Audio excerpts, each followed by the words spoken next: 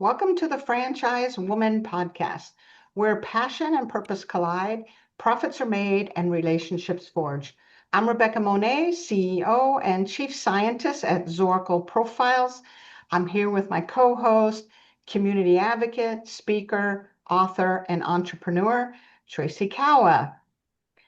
So with us today is Carolyn Williams, a mother and entrepreneur who owns three The Bar Method studios in Vancouver. Inspired by a class she once took with her own mother, Carolyn is passionate about promoting longevity, mobility, and creating a welcoming space for women at every stage of life.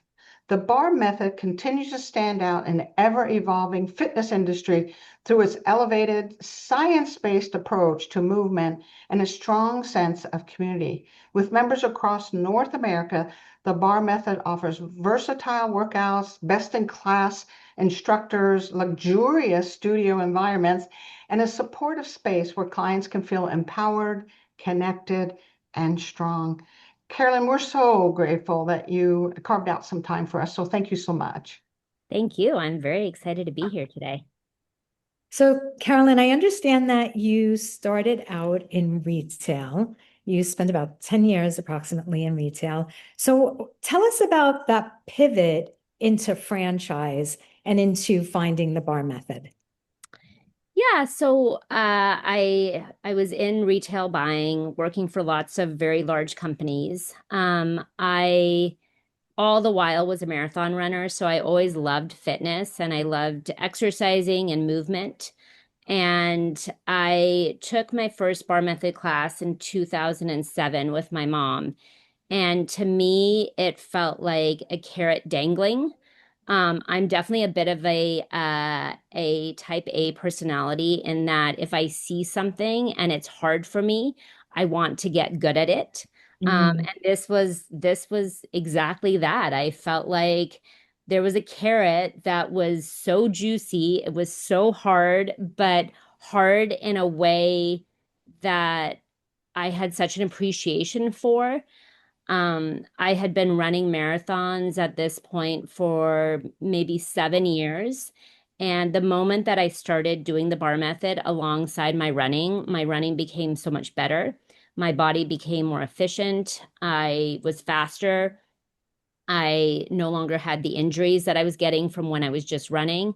And also the huge benefit was it was something that I was doing with my mom. And at the time I was 29 and she was 60. And it was something that spoke to both of us and that she could continue to get strong as she aged. And something as, in my late 20s, going into my 30s, was something that still really challenged me. And I thought that it was incredible to find something that transcended ages. Mm. That's a powerful comment that transcends aging, that any age or level of fitness even, right, Yeah. can do the bar method. Um, so I want to backtrack to something you said that I find very interesting. You mentioned that if it looks hard, you want to do it. Is this a lifelong thing? If you saw something difficult, you saw something that was challenging, you wanted to get good at it, or was this only in business that we saw this trait in you? I have to admit, I think it's been something that I've taken on as I've matured and as I've aged a bit. Um, I was the youngest of three, and to be honest, I was the one that my parents probably had to push the most, if you want to use that word. My brother and sister were very motivated to get good grades. And for me, I thought I had other skills that were going to serve me in life. Um, but yeah, I would say probably it came more in Yeah. my 20s of something of this I think I can do hard things. And I think that it probably came with marathon running was Right. this idea of, I think I can go and run this. And then I ran it and I said, I think I can qualify for Boston. And so it was this idea of setting these goals for myself. I actually have this funny thing that I often change my passwords to the goal that I want to focus on. Oh, So that when I type in the goal, I remind myself. And there was one year, probably one of my favorite goal things that I remember writing was Be Bold 2023. So that every time I went in, I had to type Be Bold. And I just love that little reminder to myself. So I don't know if I've always been the I can do hard things, but I definitely I think it came with marathon running and then has kind of Mm. built from then. so there's loving to do hard things, and then there's getting a lot of things done. Like you're a mom, you own a business, you're a wife, I'm sure you're involved in your community, you run marathons. How do you get it all done? Delegate, asking for help. As I think the biggest thing for me is not, I definitely do not take on the martyr. I am a one person. I have 24 hours in my day, just like everybody else. And the reality is, I need help. I need my husband's help to be a parent. I need my manager's help to run the business. I need parents at the school sometime to help pick up my kids. I think all through, especially since having kids, it's about creating your village, Mm. and also being a villager in your village, right? It's not being at the top and constantly leading, it's being with everybody. And whether it's parenting, whether it's helping other parents, when, if I can do pickup one day, that's great because I know at some point I'm going to ask you to do pickup. But I think I really take on the I am not a superhero. I Mhm. have one life. I want to enjoy it. And I don't know, being Superman or Wonder Woman, that feels like a lot of responsibility. And I don't know if that I don't want that. That's too much, saving the world. No, it's Oh, it's interesting because Right. we're going two directions because you're almost associating martyrdom with someone who's trying to be a superhero. Like you really got to sacrifice everything to be this superhero. And you're saying, no, no, no, I'm not a martyr. I don't care to be a superhero. I'm okay with being, it takes a village, right? It takes my husband, takes the community, takes teachers, takes my manager. You're okay with it takes a village, and you're okay with receiving the support and giving it, and of course, even asking for it. I don't think you're normal. Ah. so I my mom was very attentive to all of us. She was so lovely. And I will try to say this without having tears. I get quite emotional when I talk about this. Um, she gave up so much for us. I really felt like she put a lot of her life on hold for raising us. And I watched that and she I didn't feel like she was that brought her a lot of joy. I think we as kids maybe brought her joy, but I think she was also destined to do great things. And after I graduated from high school, she went back to teaching and was this incredible teacher. But when I was in high school, I watched how much she gave up to be a state full-time mom with us. And I actually, at that point, made the decision that I didn't want children, because I really wanted a career and I didn't think that you could do both. And so when the decision to have kids came into play, it was very much if we're going to do this, we're doing it as equal partners, because I don't want to feel like I'm, I don't think running myself ragged is going to be the best version of me, or Yeah. giving up a career to be a full-time stay-at-home mom is also going to be the best version of me. I think probably my best me is having as many people as we can to help execute the life we want. And if it's hiring a nanny, if it's hiring an extra manager, if it's building a community at the school with friends that can help with pickup, let's choose that path because I want to still be able to go for a hike on a weekend. I want to maybe, you know, Yeah. take time in my day to just read a book because I need to distract myself from maybe my problem solve or, some problem solving.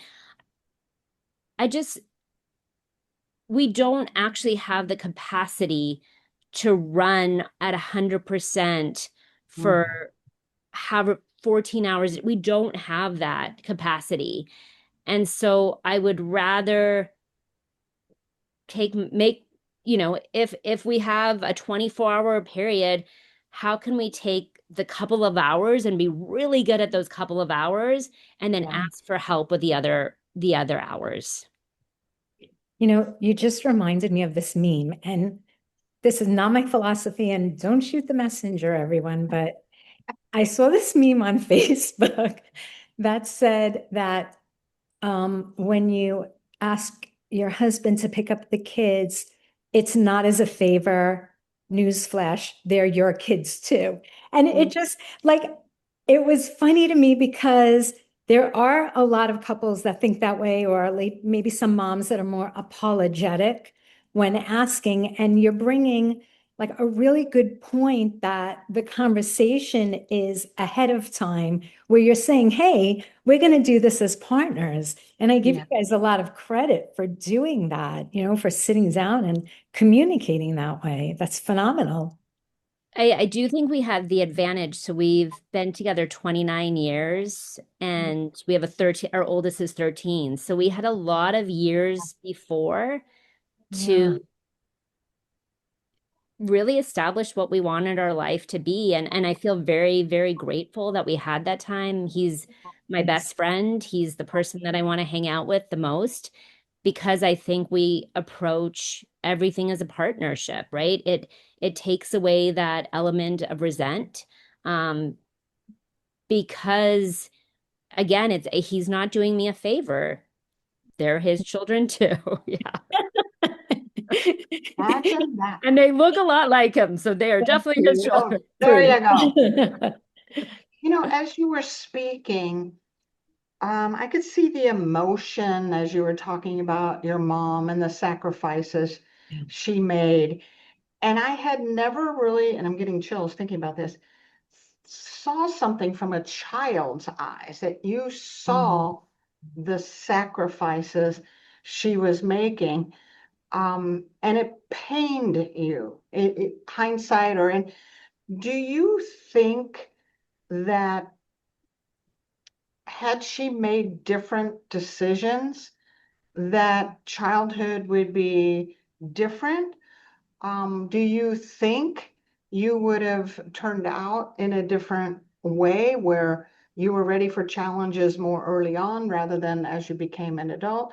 What do you think would have been different if she found a more balanced life like what you have found? Yeah, it's, I have to admit, I haven't thought about it. Well, I've thought about it in some context because, my parents are no longer married. So I don't think it really worked. It definitely didn't work for her in the relationship, Mhm. to the point that they are no longer married. I think that, it's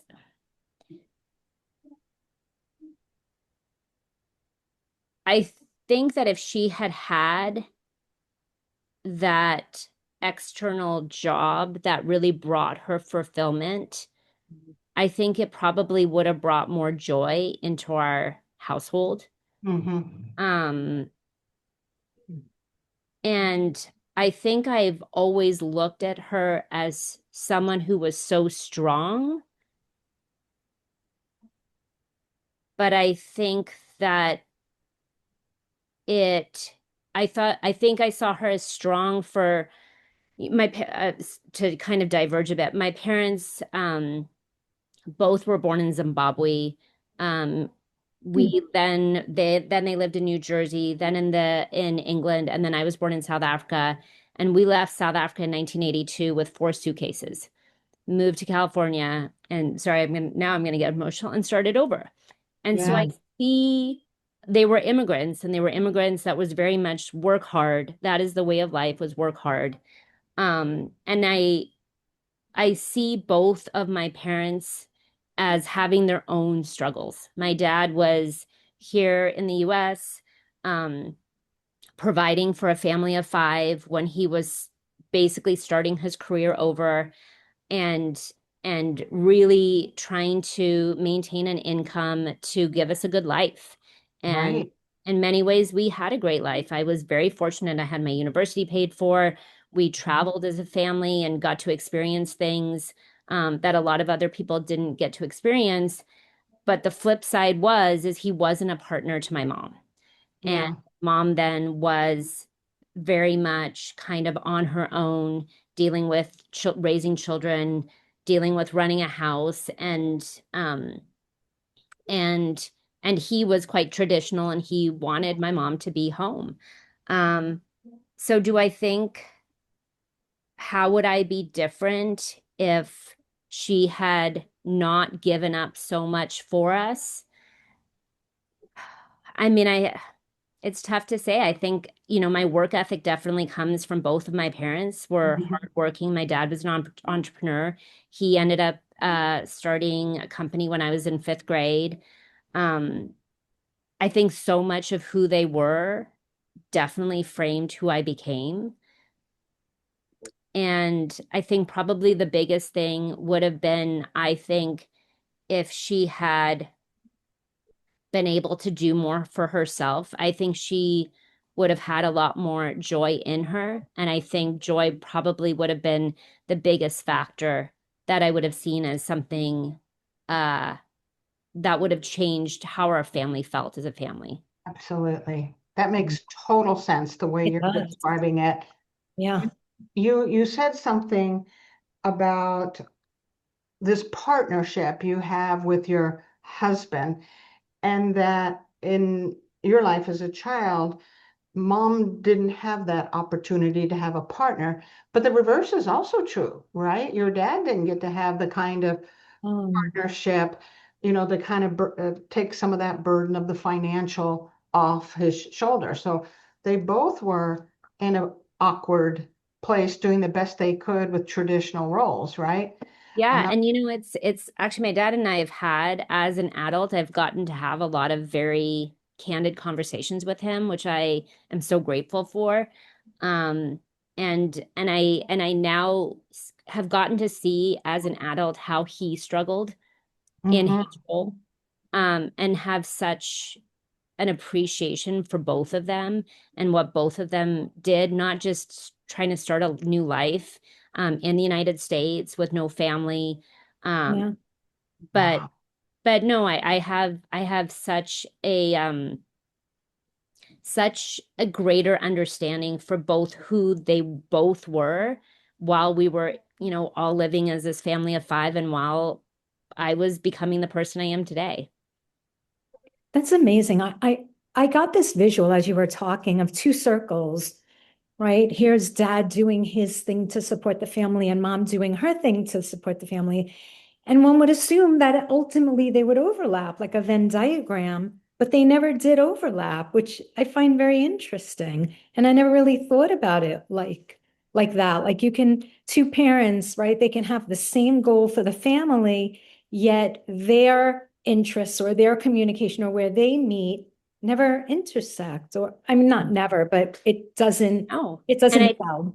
yeah, and I think that's exactly why my life is so overlapped, right? With then all these other circles in, because I think I saw that as this feels quite lonely. It feels very Yeah. isolating.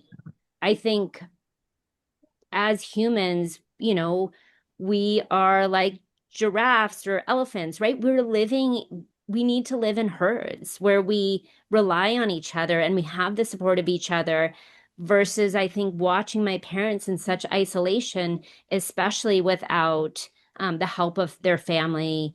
And, being immigrants, making friends was a bit harder back in the 80s.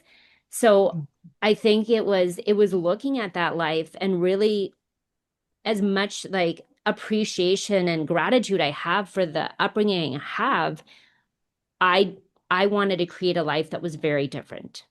Yeah. Yeah. I like that you brought this. We really should be part of a tribe or a sense of community, because that's a lot of what the bar method is also, is a sense of community. So how does the bar method do that? Because it's a welcoming, safe space. What are some of the things you guys do to nurture that sense of community? So I think we just celebrating people's milestones. So whether it's they're hitting their 100 class, I just had somebody hit their 3,000 class. So Wow. emailed her and I said, "What exercises do you want to do?" Brought flowers, socks, champagne, really celebrated her success and her journey because I think we need to celebrate ourselves way more often. We do actually a very big fitness challenge. It's across 100 days. We ask all of our clients to take 40 classes. During that, we'll do special classes where we have a DJ come in. But the biggest thing that we do at the end, so about probably 550 women partake in this challenge. And at the end, we rent out a huge restaurant and we throw a huge party. And Oh it's my. next Thursday. DJs, we have prizes per studio. So we have a Spirit Award, a Rising Star Award, and then a Fitness Challenge Award. They get a trophy. Prizes, little speeches, but really it's a night to look around the room and see this incredible sea of women that are celebrating their strength and their success. And it is my favorite night of the entire year because we as women specifically don't do a great job of celebrating ourselves. And it is basically throwing a small wedding. But to me, financially, it is so worth it because I don't think that there is anything better than giving women a permission to celebrate themselves. Sounds amazing. It really is. It's pretty awesome. Yeah. Wow. How many people in attendance do you generally have? So usually about 350 come to the party. Nice. So it really is actually Wonderful. kind of a large wedding. It was larger than my wedding for sure. That's really nice. I'm sure the ladies look forward to it every year. Oh, everybody's talking about it and what people are wearing. And I just ordered all the flowers yesterday. And Mm. one of, excuse me, one of my staff members, she rewrote Addicted to Love. She rewrote it to Addicted to Bar. So the DJ is going to play the music, and then we have all the words printed out that everybody can sing along with. So yeah, it's quite a spectacular night. I'm very excited for it. Fun. It does sound like fun. It sounds like these ladies become friends also, when you have a common goal of health and wellness.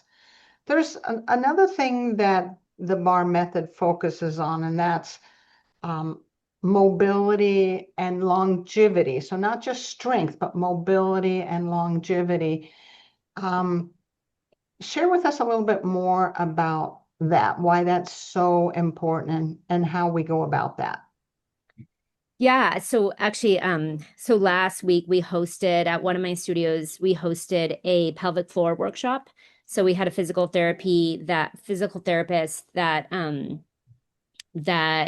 specializes in pelvic floor, and she brought this contraption, I'm not sure what it's called, that tests your grip strength.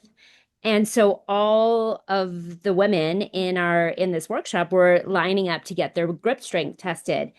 And all of them were well above average. And one woman turned to me who she said, she's 75, and she said, "This needs to be an advertisement for the bar method.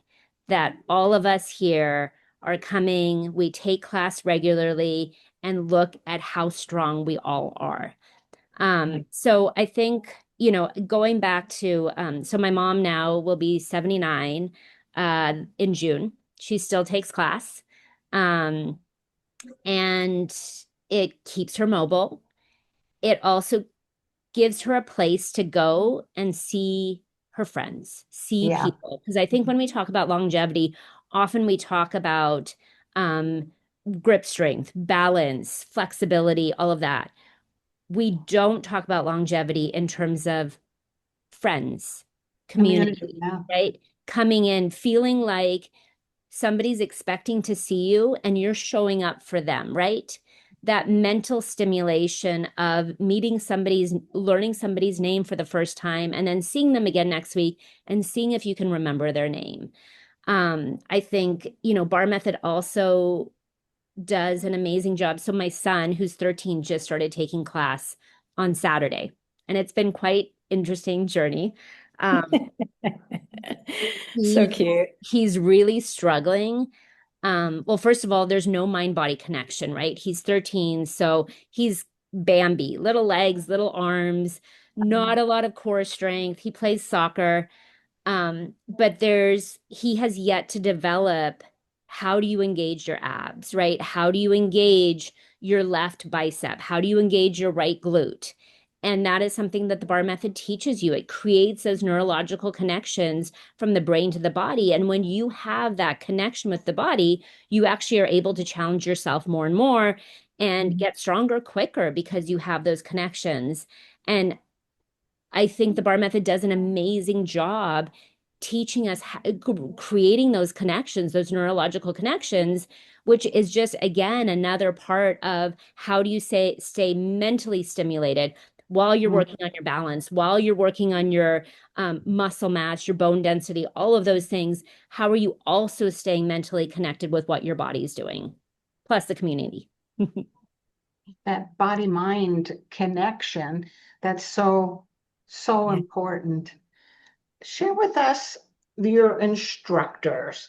I mean, obviously, you're hand selecting these folks so they um, foster this culture that the bar method and you have. So tell us more about the instructors. How involved are they with your members? How do you foster that culture that you've created?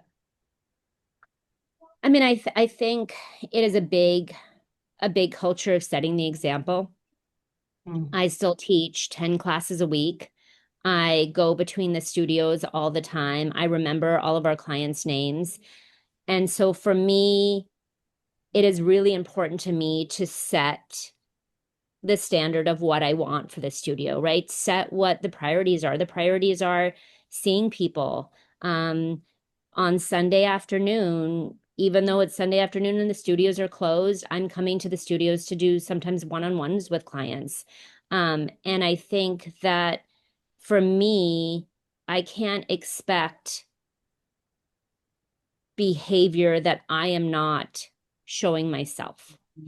So I've, and even kind of takes back to how I was raised of like hard work, right? I think my parents showed me an example of that, and so I knew what that looked like. And I think for me with my studios, it's showing what is a priority in this studio. The community is a priority. The well-being of all of our clients is a priority. And so if that's a priority, I'm going to live by that. And I think if I'm showing that, that's the first step in Mhm. being able then to ask that of others. I think, you know, when we train teachers, it's quite a long process. It is one of those journeys that we say to each person going through this will be hard. It's not going to be easy. And I know it's very hard to learn how to do new things the older we get, but I want you to trust the process. And I want you to know at the end of this, you're not just gaining the ability to teach a class. You are going to be able to take all of this growth that you've had in yourself and apply it to everything else that you can do in your life. whether it makes you a more patient, compassionate mom, whether it makes you be able to ask for what you want in your job because you have the confidence to state clearly what you're expecting of somebody else. So I think, it is really laying out to all of our instructors, this isn't an easy process. And you don't ever do it to make lots of money, right? You're truly doing this because of the growth that you're going to have in your own life and what you can also be giving to others. Wow. It's beautiful. Leading by example, right? Yeah. Yeah. I also like how you pre-framed things, meaning you let these instructors know this is not going to be easy. This is going to take work. It's going to take you pushing yourself, but it's going to be worth it. You're going to grow in ways that are unimaginable. Just that idea of the self-esteem, self-confidence, self-worth changing enough that I can ask for this, or I feel confident in that. So it's not just physical fitness. We're dealing with mind and soul and spirit, all of it at this point, right? Mhm. Yeah. What about, I'm sorry, Tracy, go ahead, hon. Well, I've just been having this question in my mind for a while.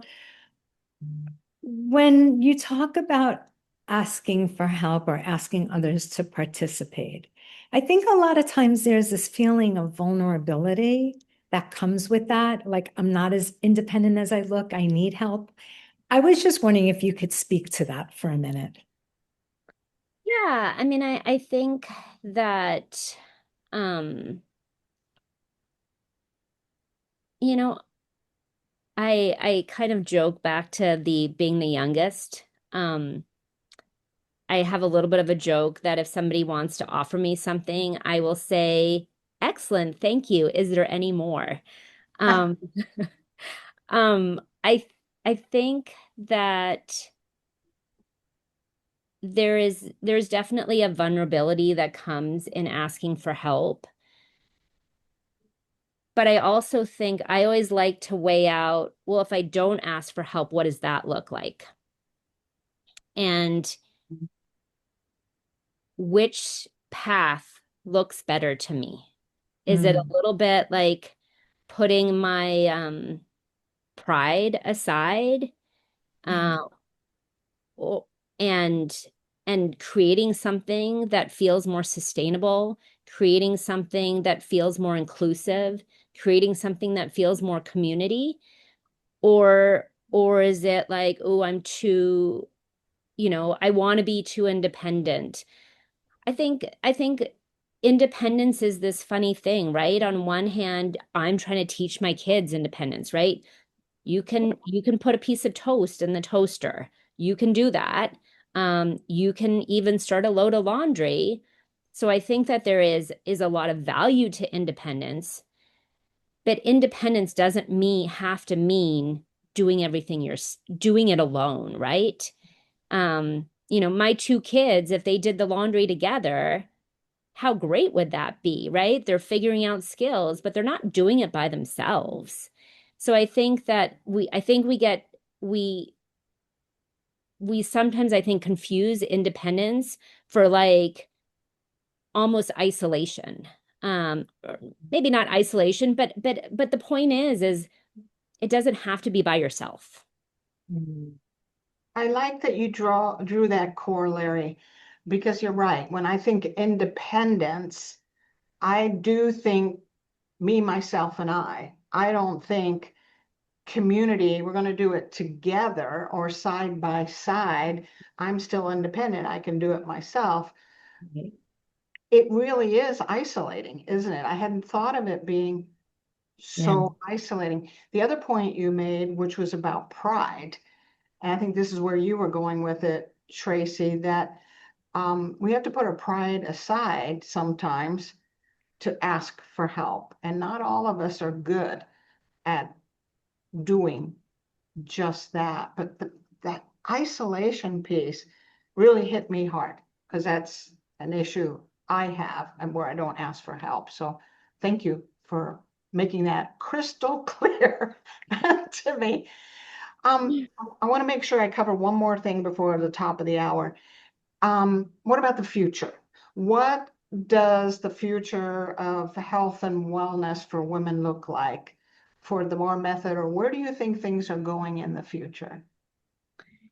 I think I'm hopeful that as um, I'm Gen X, but even baby boomers, Gen X, millennials, I hope that more and more people will start to exercise, especially women. Um, if I think it's still a shockingly low percentage of women that exercise regularly. They Going back to this pelvic floor workshop, she gave this great quote at the end, and she said, we never have time. We often find it hard to have time to exercise, but somehow we make time for illness. Right. And I think this Oh, idea of like, we will come up with all sorts of excuses why we don't have the time to exercise. But if you are diagnosed with breast cancer, if you are diagnosed with ovarian cancer or any disease, all of a sudden you have to have time for your treatment. Exercise is it is as important as brushing your teeth. It is something that it is not optional. As women, it is mandatory. And the more and more women that can look and say, this is a non-negotiable in my life.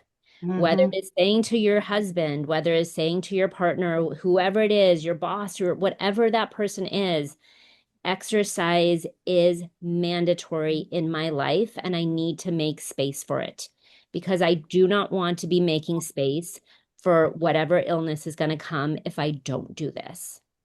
So that's really what I hope, is that more and more across the board people, but specifically women that are busy, that are dealing with jobs and kids and trying to, have 10 things on the go.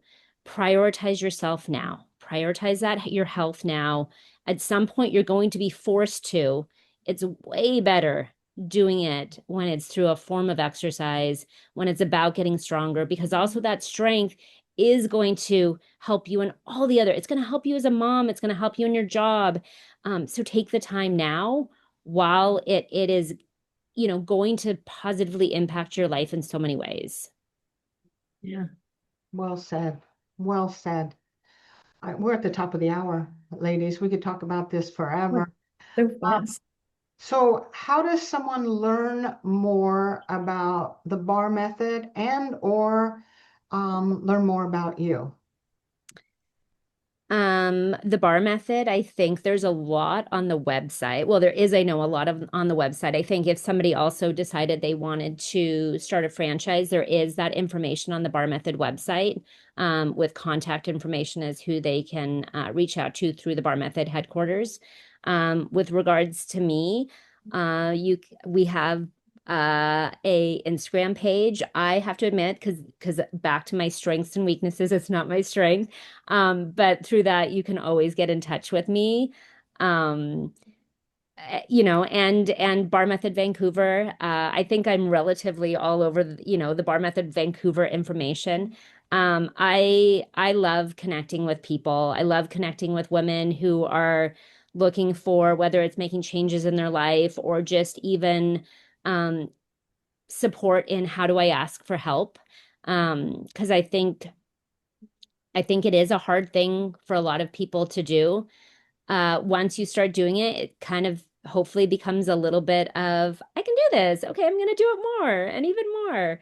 Um, but no, I'm a huge believer of, we're a tribe. We're all here to help each other. We're all here to connect with each other.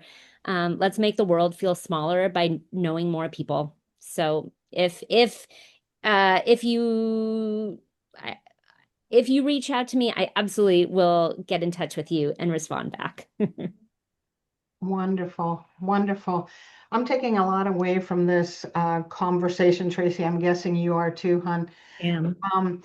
This whole idea of I'm no hero.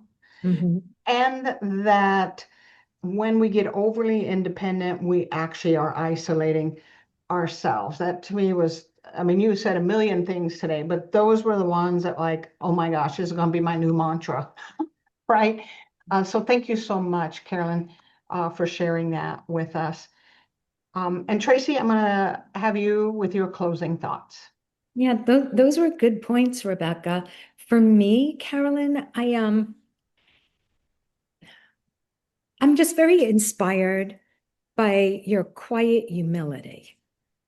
You know, it's not like you've got to do this and you've got to do that. It's you have this quiet humility, like you lead with this confidence of, you know, like Rebecca said, I'm no superhero. But with that, you have me questioning, like, what does independence really mean? What does health mean? How do I, like, now that I'm approaching a certain age, how do I rethink my health? How do I rethink balance?